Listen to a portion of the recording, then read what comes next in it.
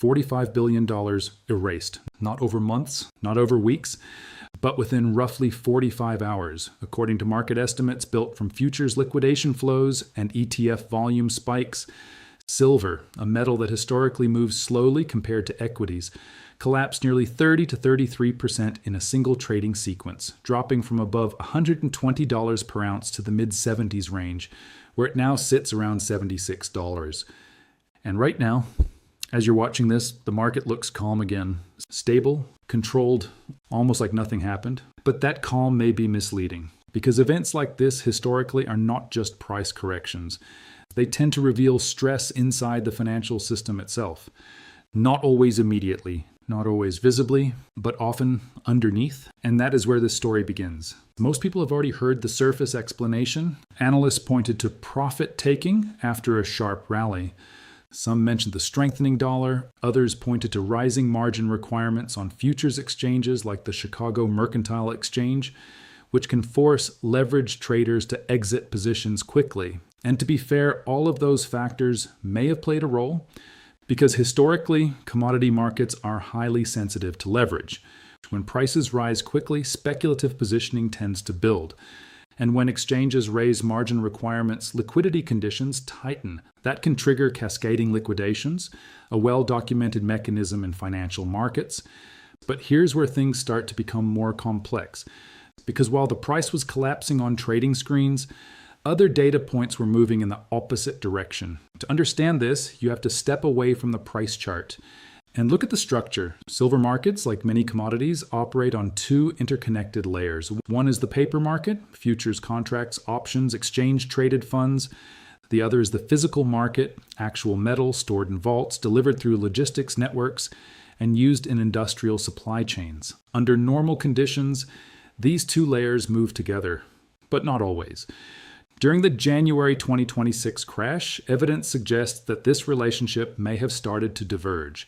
According to data patterns similar to those seen in previous commodity disruptions, physical demand does not always fall when prices drop sharply. In some cases, it can increase. This can happen when buyers interpret lower prices as an opportunity, or when underlying supply constraints remain unchanged. And historically, institutions like the Bank for International Settlements have warned about this exact phenomenon, where leverage in derivative markets amplifies price moves beyond what physical fundamentals alone would justify. Now, that doesn't necessarily mean the price is wrong, but it does suggest that price may reflect liquidity conditions as much as supply and demand. And liquidity right now is one of the most important variables in the global financial system.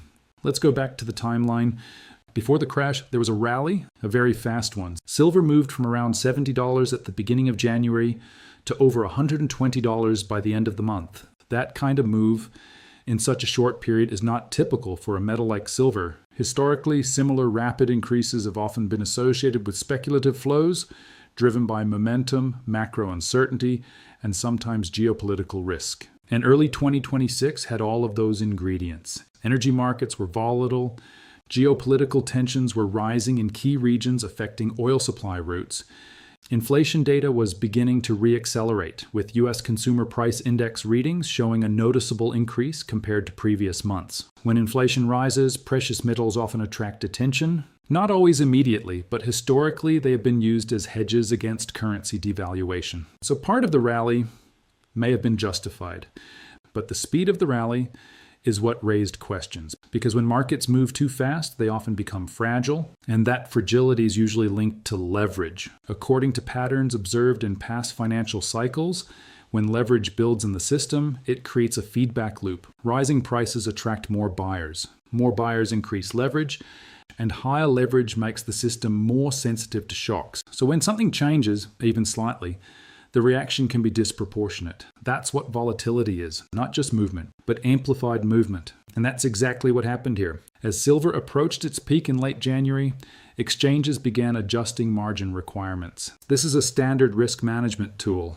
It doesn't mean manipulation. It means the system is trying to control risk exposure. But the timing matters. Because when margin requirements increase during a rapid rally, leverage traders are forced to either add capital or reduce positions. And historically, many choose to reduce positions quickly. That's when the cascade begins. Selling leads to more selling. liquidity starts to thin, prices drop, and once certain levels are breached, automated systems, stop-loss orders, and institutional risk models all activate simultaneously. This is not speculation. This is how modern markets are structured, and within roughly 30 to 45 hours, the entire structure unwound. But here's the part that deserves attention, because while this mechanical process explains how the crash happened, it doesn't fully explain what was happening underneath. And to understand that, we need to look at something most retail investors never see.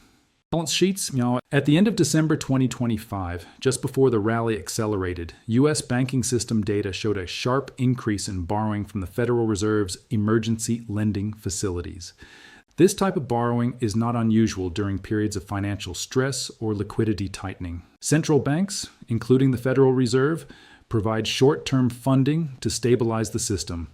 But the scale matters, because when borrowing increases significantly before a major market move, it can suggest that institutions were preparing for volatility, not causing it, but preparing for it. And this is where interpretation becomes important, because correlation does not equal causation, but timing can raise questions. Did banks anticipate increased volatility? Possibly. Did they position themselves accordingly?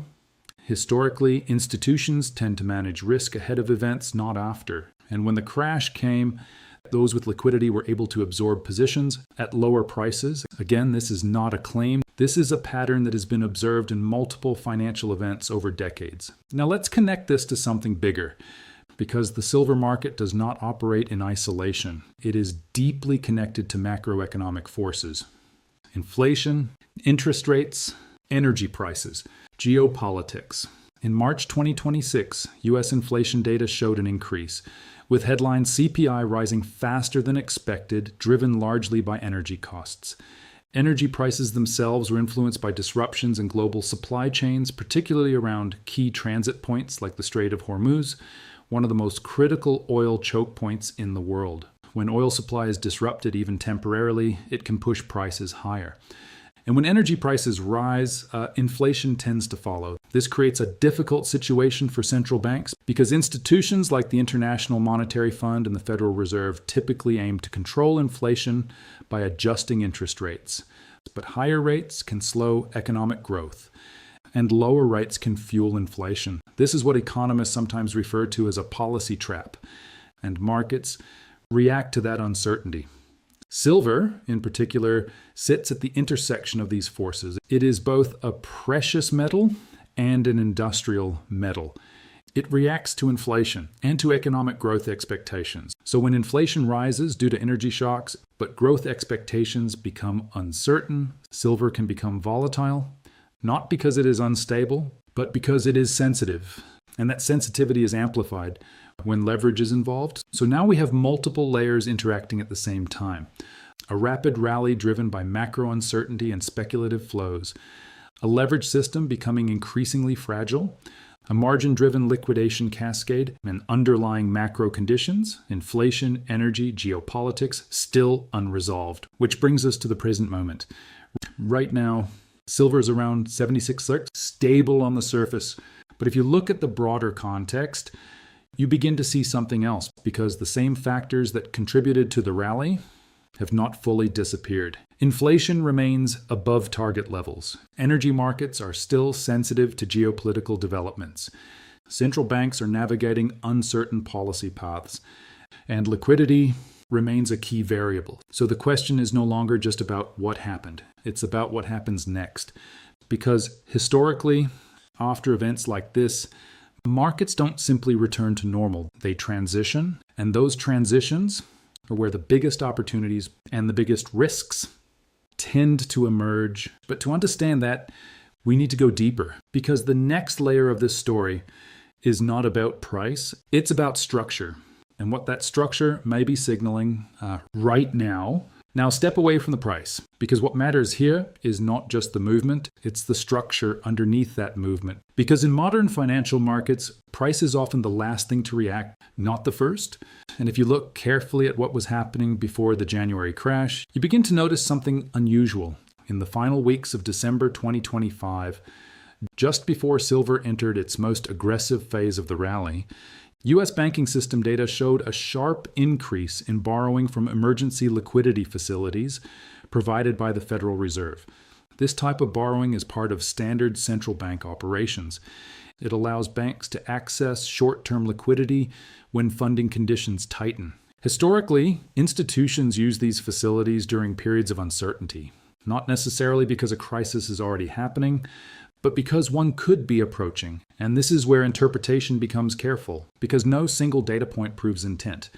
But sequences can suggest positioning. The sequence here is difficult to ignore. Liquidity was increasing before volatility increased. At the same time, global markets were already dealing with elevated uncertainty. Energy markets were unstable, geopolitical tensions were rising, and inflation expectations were beginning to shift again. According to macroeconomic frameworks, often referenced by institutions like the International Monetary Fund, liquidity conditions play a central role in how shocks transmit through the system. When liquidity is abundant, markets can absorb volatility. When liquidity tightens, movements become amplified. That amplification is what we saw in silver. Because the crash itself may not have been purely about silver. It may have been about liquidity. Let's connect another layer. During the rally, silver did not rise in isolation. It moved alongside gold, alongside commodities, alongside risk assets, and according to analysis published by the Bank for International Settlements, the surge in precious metals during early 2026 was driven by a combination of safe haven demand, industrial demand, and leveraged speculative positioning. That last part matters. Leverage. Because leverage changes how markets behave. In a low leverage environment, price moves tend to reflect underlying fundamentals, supply, demand, economic activity. But in a high leverage environment, price becomes sensitive to positioning, to margin, to funding costs. And when leverage builds up too quickly, it creates instability. This is not a theory. It is a pattern observed repeatedly across financial history, from equities to housing, to commodities. Silver in early 2026 may have entered that phase. The rally was fast, retail participation increased, institutional flows followed, and derivatives exposure expanded. Even mainstream analysts began describing the move as frenzied or momentum-driven, warning that such rapid gains could eventually reverse sharply. And then they did. It's so. But here's where the second layer becomes even more interesting, because the crash did not occur in isolation either. At the same time as the price was collapsing, policy signals from the Federal Reserve were shifting. Interest rates remained elevated. Guidance suggested fewer rate cuts than markets had previously expected, and inflation, particularly energy-driven inflation, remained persistent. This combination matters because higher interest rates increase the cost of holding non-yielding assets like silver. And a stronger dollar often puts additional pressure on commodity prices. So while leverage was unwinding, macro conditions were not providing support. This created a feedback loop. Selling pressure increased, liquidity decreased, and volatility expanded. And that volatility is not random. It is the visible expression of underlying stress. But if prices move against them, they are required to post additional collateral. If they cannot, positions are closed automatically.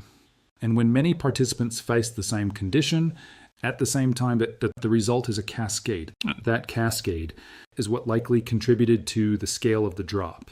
Data from multiple sources confirms that the January 2026 decline was one of the largest single-day moves in decades, comparable to extreme historical events. But again, that explains the mechanics, not the structure. However, there have been moments in the past where that alignment weakens. And according to analysis from market observers, the January-March 2026 period may represent one of those moments. Reports indicate that while prices were falling sharply, physical demand remained relatively firm, and in some cases, premiums for physical silver increased. This does not mean the price is incorrect, but it suggests that different parts of the market were reacting to different forces. Paper markets reacting to liquidity and leverage, physical markets reacting to supply constraints and long-term demand. And when those two forces diverge, volatility increases because price is trying to reconcile two different realities. Now step back again. because this is where the story expands beyond silver. What we are seeing here may be part of a broader pattern. Across global markets, there has been increasing sensitivity to liquidity conditions. Central banks have spent years balancing inflation and growth, adjusting interest rates, managing expectations, trying to maintain stability. But in 2026, that balance is becoming more difficult. Inflation is not fully under control, growth is uncertain, geopolitical risks remain elevated, and markets are reacting to all of it. Silver is just one example, but it is a powerful one. But historically, it's a sensitive one. And right now, that signal is mixed. Price has fallen sharply, but underlying pressures have not disappeared. Which brings us to the next question. What happens when those pressures start to build again? Because if the January crash showed us anything, it is this. The system can move very fast, and when it does, it doesn't wait. Now, this is where the story changes, because everything you've seen so far, the rally, the crash, the volatility, that's just the surface.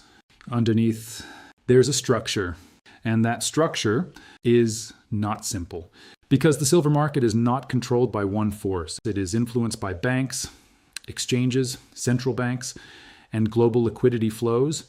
And one of the most important players in that system has quietly changed position for years. Major institutions like JP Morgan Chase were known for holding large positions in the silver derivatives market. Historically, regulatory investigations and reports showed that large banks were heavily involved in futures positioning, sometimes even facing fines for market manipulation practices like spoofing. That is public record. But what's different now is the shift. According to market disclosures and analysis from late 2025 into early 2026, there are indications that major institutions may have reduced large short exposures and increased their physical holdings. Now pause, because this matters. When a major institution moves from short exposure toward physical accumulation, it doesn't guarantee a price move, but historically, it changes the structure of the market. Because physical metal cannot be printed. And this is where the second layer begins. Let's talk about the system that sets the price, the COMEX. This is where most silver pricing is determined. Through futures contracts, paper claims, not physical delivery. And under normal conditions, this works because most contracts are never settled in metal. They're settled in cash. But here's where things get interesting, because data suggests that the amount of paper claims is significantly larger than the physical metal available for delivery. This is not new. It has existed for years. But during 2026, the pressure increased. Inventory levels in COMEX warehouses have been declining over time, with reports showing significant drops over the past few years. At the same time, delivery demand has shown unusual spikes during volatile periods. Now again, this does not mean failure. It does not mean collapse. But it does mean stress, because when more participants request delivery than expected, the system tightens. And when the system tightens, price becomes unstable. This is not conspiracy. This is structure.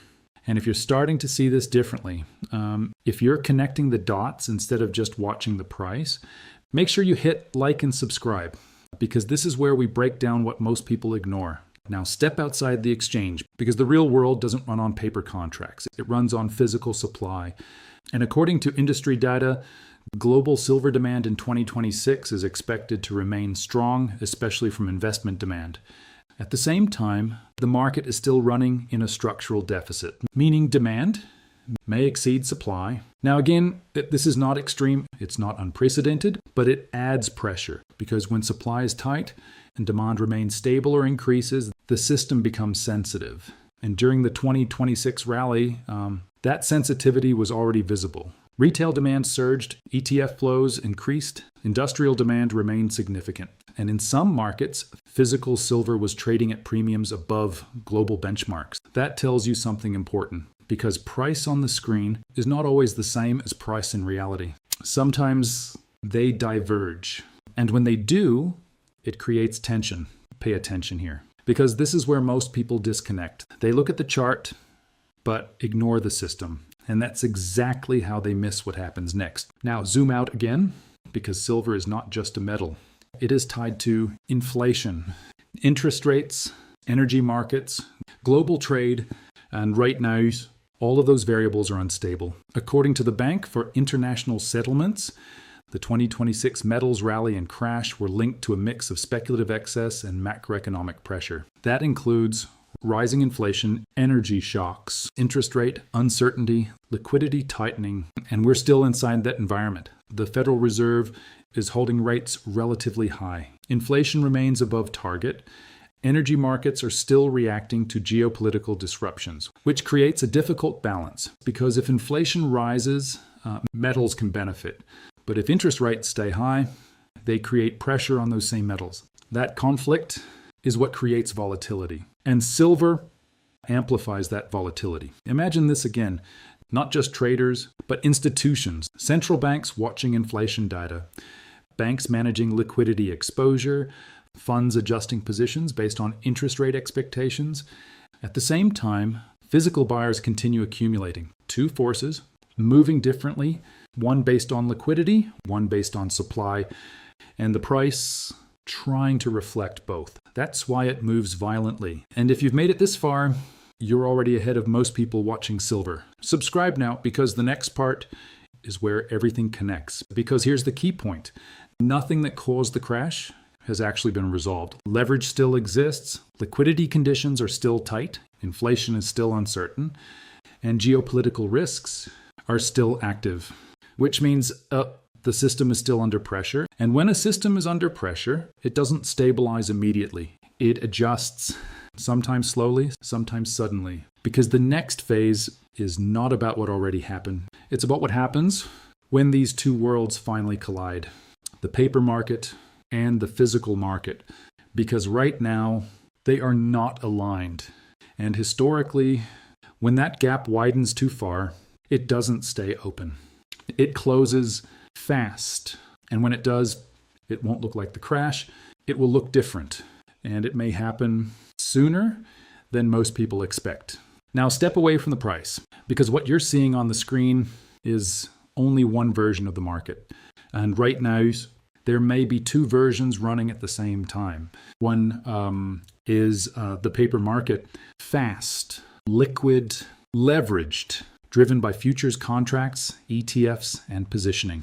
The other is the physical market, slow, constrained, real, driven by supply chains, industrial demand, and actual metal availability. Most of the time, these two move together, but not always. And according to multiple market observations during early 2026, this may be one of those moments. You're either Q where they don't, because while the paper price collapsed sharply, evidence suggests that physical demand did not collapse in the same way. And that divergence is where tension builds, not instantly, not visibly, but structurally, because price is trying to reflect two different realities at the same time, and eventually one of those realities tends to dominate. Historically, this kind of divergence does not last forever. It resolves, sometimes through price moving lower to match weak demand, or sometimes through price moving higher to reflect tight supply. And which one happens depends on what changes next. Now think about the current environment. Inflation is still uncertain. Energy markets are still unstable. Central banks are still balancing growth and price stability. According to the Bank for International Settlements, the sharp silver crash in early 2026 was largely amplified by leverage positioning and forced liquidations, not necessarily a fundamental collapse in demand. That distinction matters, because if the move was driven by leverage unwinding, then the underlying drivers may still be there. And that's where things become unpredictable, because leverage creates fast moves, but fundamentals create sustained moves. And right now, both are still in play. The January crash showed something important: how fast the system can move when pressure builds. Nearly 30% drop in a single day. One of the largest moves since the 1980s. That's not normal volatility. That's a system reaction. And systems don't just react once. They adjust And sometimes they overcorrect, which means the next move may not be smaller. It could be different. Because if liquidity conditions change again, if inflation surprises, if energy markets tighten, if central bank expectations shift, the same forces can reappear. And when they do, the reaction could be just as fast. Maybe not in the same direction, but with the same intensity. Imagine this moment, markets quiet, charts flat, volatility low, everything looks stable, but underneath, positions are building, funds adjusting exposure, banks managing liquidity, physical buyers accumulating slowly. Nothing dramatic, nothing visible until something changes. And then everything moves at once. That's how modern markets behave. And if you're still here watching this till the end, you're already ahead of most people.